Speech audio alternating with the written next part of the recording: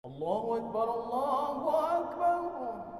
Bahas beberapa tips bagaimana kita mengelola keuangan di dalam bulan suci Ramadan, karena memang kondisi ekonomi kita tidak baik-baik saja, Pak. Bismillahirrahmanirrahim. Assalamualaikum warahmatullahi wabarakatuh.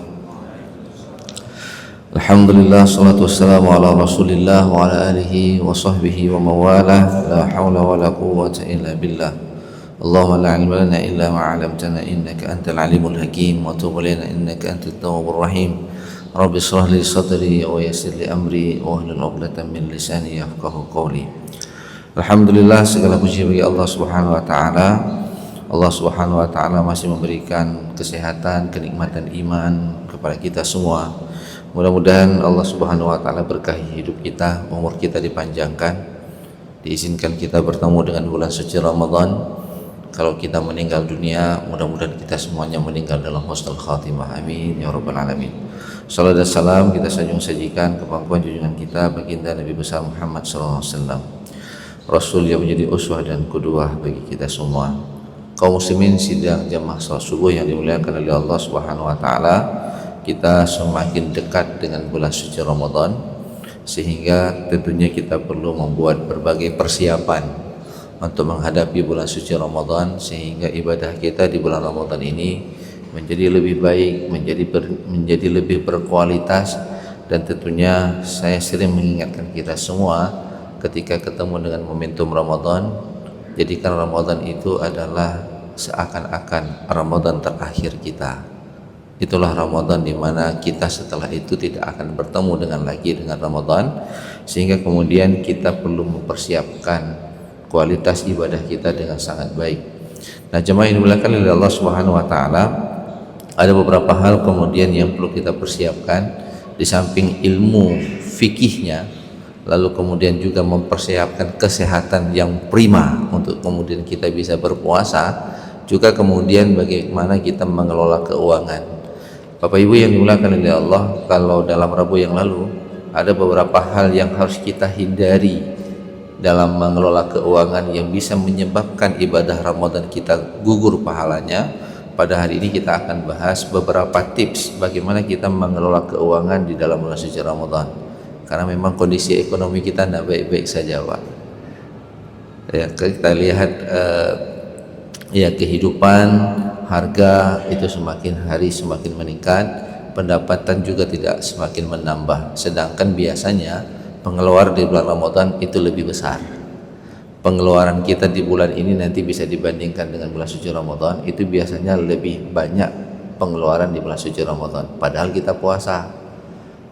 Kadang-kadang saya berpikir, bisa nggak ya pengeluaran kita di bulan Ramadan, misalnya kita tidak makan zuhur, tidak makan siang, kita budgetkanlah kalau makan siang itu kita pukul rata di angka 10.000, berarti selama bulan Ramadan kita akan berhemat sebanyak 300.000 ya, kalau satu hari 10.000 gitu ya. Tapi ternyata nggak keluar 10.000, buka puasanya keluarnya 20.000, lebih banyak lagi. Kenapa? Karena kita tidak mampu mengelola hawa nafsu. Padahal kita perlu mengatur antara konsumsi yang kita gunakan di bulan suci Ramadan. Yang kedua, bagaimana memperkuat kekuatan kita untuk beribadah. Dan yang ketiga, bagaimana kemudian kita bisa berbagi untuk orang lain. Bapak Ibu yang dimuliakan oleh Allah, secara sederhana ada beberapa hal yang harus kita lakukan bagaimana mempersiapkan keuangan kita ketika kita berpuasa. Yang pertama, Bapak Ibu yang dimuliakan oleh Allah, tips yang sangat sederhana, kita mencoba untuk membuat anggaran keuangan. Ini khususnya bagi kita para suami dan juga para istri, para ibu-ibu. Bagaimana kira-kira Bapak Ibu yang dimuliakan oleh Allah Subhanahu wa taala, kita membuat anggaran untuk memenuhi kebutuhan pokok dalam kehidupan kita selama di bulan suci Ramadan. Untuk makan dan minum kita perlu membatasinya, jangan sampai kemudian mubazir. Karena Allah Subhanahu wa taala mengatakan, wala tubazir innal mubazir kanu ikhwanasy syayatin. Jangan mubazir, karena perbuatan mubazir itu adalah perbuatan yang dibenci oleh syaitan. Terkadang karena hawa nafsu kita sangat menggebu-gebu, apalagi ketika mau pulang kantor misalnya, ngelihat jajanan makanan untuk buka puasa, seakan-akan ingin kita beli semua. akhirnya kita berbelanja, jebol dompet kita. Lalu kemudian sampai rumah buka puasa, tidak sanggup kita habiskan. Lalu apa yang kita lakukan? Ya, kita bilang sama anak kita, nanti kita sedekahkan aja bagi orang yang tadarus nanti malam. Jadi yang kita sedekahkan ke masjid itu adalah sisa makanan yang nggak habis di rumah. Jadi jemaah yang dimuliakan oleh Allah, perlu kita kelola kira-kira untuk buka puasa dan sahur selama bulan suci Ramadan, berapa budget kita? Misalnya, kita harus jajanan untuk buka puasa supaya tetap semangat anak-anak buka puasa. Maka kita budgetkan, mungkin jajanan kita satu hari itu tidak lebih dari 20.000 untuk beli takjil buka puasa. Ini perlu dianggarkan, karena nanti Bapak Ibu yang dimuliakan oleh Allah, juga kita harus mempersiapkan kebutuhan pokok lainnya. Jadi yang pertama, buat anggaran, kira-kira berapa budget ya pengeluaran kita di bulan suci Ramadan. Yang kedua, Bapak Ibu yang dimuliakan oleh Allah Subhanahu wa taala, utamakan kebutuhan pokok, jangan kebutuhan tersier. Jadi kebutuhan pokok ini sebagaimana firman Allah Subhanahu wa taala, "Qulu washrabu wa la tusyrifu, innallaha la yuhibbul musyrifin." Makan minumlah kamu, tapi janganlah kamu berlebih-lebihan, sesungguhnya Allah Subhanahu wa taala tidak menyukai orang yang berlebih-lebihan dalam konsumsi yang ia lakukan. Maka Bapak Ibu yang dimuliakan oleh Allah, menyederhanakan akan menyebabkan kita hemat. Kalau kita hemat, kita punya budget untuk bersedekah. Kalau kita bersedekah, rezeki kita akan bertambah. Nah, jemaah yang dimuliakan oleh Allah Subhanahu wa taala, ini juga kemudian ketika kita bisa menyederhanakan ataupun mengutamakan kebutuhan pokok, ini ada hubungannya dengan kita mengalokasikan dana untuk sedekah dan zakat. Secara sederhana, mungkin ada gaji ke-13 yang di bulan Ramadan itu dibayar. Kalau PNS ya, ataupun kalau kerja di perusahaan ada THR. Bapak Ibu yang dimuliakan oleh Allah, perlu kita kemudian membudgetkan THR ini untuk apa? Apakah hanya untuk kebutuhan konsumsi ataupun kita perlu mengalokasikan dana untuk sedekah dan zakat? Jangan sampai kemudian zakat fitrah pun itu ada yang tidak bayar. Padahal zakat fitrah beda dengan zakat mal. Kalau zakat mal, Bapak Ibu yang dimuliakan oleh Allah, ada kelebihan dari harta aset yang kita miliki yang melebihi batas ambang nisab, lalu sudah kita punyai selama 1 tahun. Maka ada masyarakat kita itu menghitung zakat, ya zakat mal itu Ramadan ke Ramadan. Maka kalau Ramadan ke Ramadan, masuk bulan Ramadan ini dia tutup bukunya, dia hitung aset yang ia miliki. Kalau kemudian dia ada keuntungan dan melebihi batasnya nisab zakat, maka kemudian dia mengeluarkannya. Ada orang yang menghitung kalender Januari Desember tutup buku. Maka Bapak Ibu yang dimuliakan oleh Allah Subhanahu wa taala, terhadap zakat mal, kalau itu hitungan kita dari Ramadan ke Ramadan, maka kita keluarkan di bulan suci Ramadan ini karena sudah mencapai nisab, mencapai haul 1 tahun apabila kemudian melewati batas nisabnya. Lalu untuk zakat fitrah itu kewajiban, karena zakat fitrah itu zakat fisik kita, zakat jiwa. Maka jangan kemudian kita berpikir karena saya tidak punya uang, saya tidak mengeluarkan zakat. Sedapat mungkin.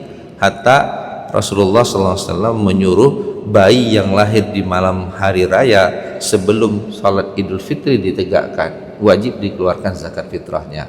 Maka kewajiban kita sebagai seorang muslim untuk menyiapkan dana untuk zakat fitrah, itu kewajiban. Yang kedua, alokasikan dana jemaah yang dimuliakan oleh Allah untuk sedekah.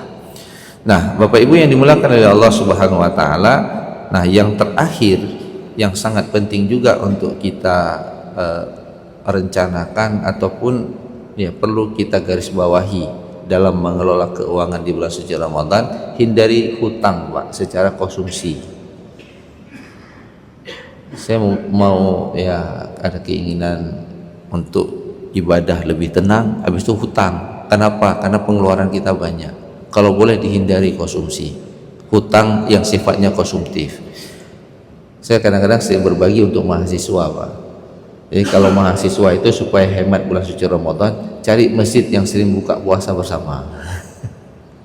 Oh, misalnya masjid ini ya di situ ada takjil Ramadan kanji misalnya kan, datang aja ke situ buka puasa. Jadi datang lebih awal, iktikaf di masjid, buka puasa, kan lebih menghemat budget pengeluaran. Tapi bagi jamaah ya tafadhol, enggak ada masalah. Di mana masjid yang ada buka puasa bersama kita hadir, itu sedikit akan mengurangi pengeluaran kita. Maka jemaah yang dimuliakan oleh Allah, hindari konsumsi yang itu menimbulkan efek hutang, Pak, karena hutang itu akan membuat kita rugi. Dan terakhir jemaah yang dimuliakan oleh Allah, kita juga harus mempersiapkan dana yang bijak, Pak Ibu yang dimuliakan oleh Allah, untuk hari raya Idul Fitri. Bagi Bapak Ibu yang tidak berasal dari Banda Aceh akan mudik, itu perlu dihitung biaya mudik. Mudik ini di samping kemudian membangun silaturahim, dan juga mungkin bagi kita yang masih punya orang tua, itu bahagian yang sangat urgen di bulan suci Ramadan ini, membahagiakan kedua orang tua, berbakti, menunjukkan cinta, kemudian memberikan sesuatu kepada orang tua. Maka itu juga kemudian harus dihitung. Ada kadang-kadang saya dapat teman, saya tanya, kenapa tidak mudik? Hana peng kuwo gampung, male lung kuwo gampung, hana lung kuwo sapu. Kalau bahasa Indonesianya, saya malu pulang kampung, ketemu sama orang kampung, nggak bawa apa-apa, Pak. Jadi malu. Apa yang terjadi kemudian? Dia ngutang, Pak. Ini pulang kampung, nanti udah lama di kota, kita pulang kampung nggak bawa apa-apa. Akhirnya dia rental mobil. Nah, gitu dia. Dia rental, kan udah ngutang nih, dia ngutang dulu duit untuk ngerental mobil, ingin nunjukkan sama orang kampung, saya sudah sukses di kota. Pulang dia bawa mobil rental. Nanti kalau ditanya, nyan ke motor pedih bak uringi kampung, kasih nampak lah. Habis hari raya sakit kepala dia untuk nutup itu, Pak. Nah, maka jamaah yang dimuliakan oleh Allah, kita perlu mengelola ya dana sebaik mungkin, mempersiapkan untuk menghadapi hari raya Idul Fitri nantinya. Ini Bapak Ibu yang dimuliakan oleh Allah, beberapa tips sederhana tapi kadangkala itu mempengaruhi kepada semangat kita di dalam bulan suci Ramadan. Ada orang katakan, nah udah ka puasa loh, nya udah hana galak puasa, udah puasa lagi, ya nggak bisa ngopi katanya kan. Ada orang yang kemudian ka puasa loh, niki bandawo gampung de hana peng. Jadi puasa itu bukan membahagiakan, puasa itu membebani. Padahal Ramadan itu ditunggu, di mana kemudian di situ kita mendapatkan rahmat dari Allah Subhanahu wa taala, mendapatkan ampunan.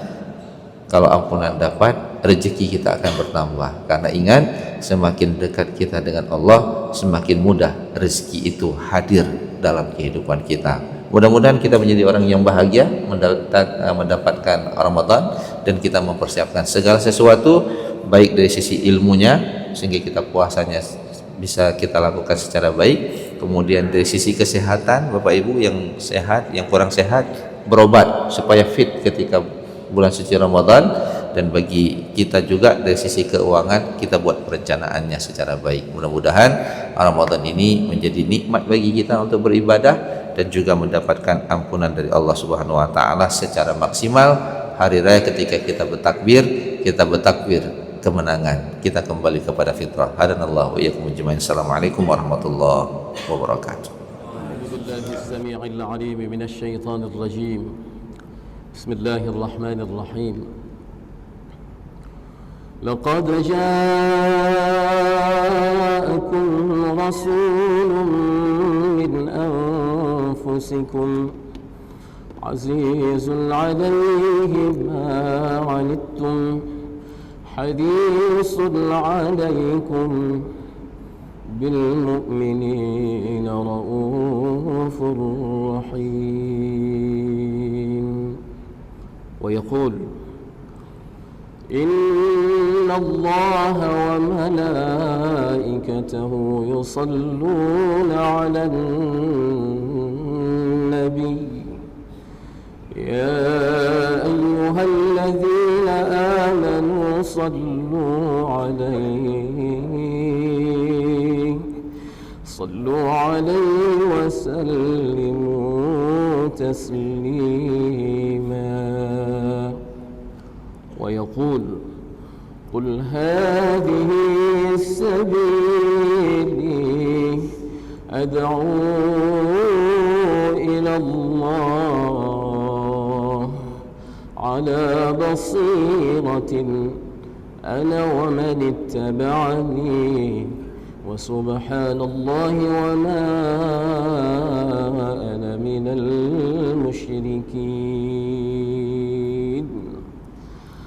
وقال النبي صلى الله تعالى عليه وعلى آله وصحبه وبارك وسلم: